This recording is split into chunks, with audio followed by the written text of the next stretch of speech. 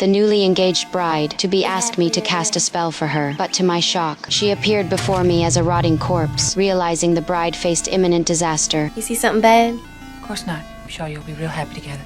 I chose not to reveal the truth, for though I possess the power to foresee the future, I know some things, even when foreseen, cannot be altered. Sometimes, they only invite unnecessary trouble, just like the woman trapped in domestic violence who came to me before. She wanted to know if her husband would kill her in the future. I looked at the cards and told her her husband was a weak man who handled everything with violence, but he did not have the courage to kill. I told her things would get worse and advised her to leave early.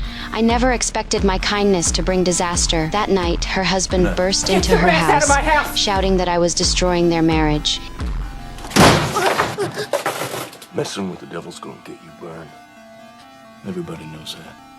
He called me a witch and said he wanted to kill me and her 3 kids. I knew he was trying to scare us, yet that bad feeling still rose from deep inside. Days later, I woke in the middle of the night with hands crushing my throat. I thought the man came for revenge, but as I struggled toward fainting, I realized there was no one else in the room. It was a nightmare, and the clock stopped at 1:28. I did not think much about it until the next morning when I heard the news. The bride-to-be had suddenly gone missing. 4 days passed with no progress from the police. Her father came to seek my help. I was not only a known fortune teller in town, but also a friend of the groom. They hoped I could find a clue. The officer thought the method was ridiculous, but he could not stop the family. I asked the bride's father to draw a card. When my hand touched the deck, images rose in my mind. I told them I saw fences, wooden posts, and a field of white flowers. That was all I could see. The officer mocked me and said it was not a clue. His attitude broke my focus, and I could not continue the reading. The session ended.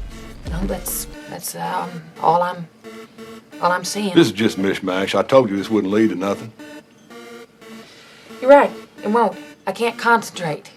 Late that night, I dreamed of a strange place. White flowers lined the road. I picked one, and it withered in my hand. Then I saw a dead tree wrapped with a blood-stained iron chain. A man playing a violin appeared,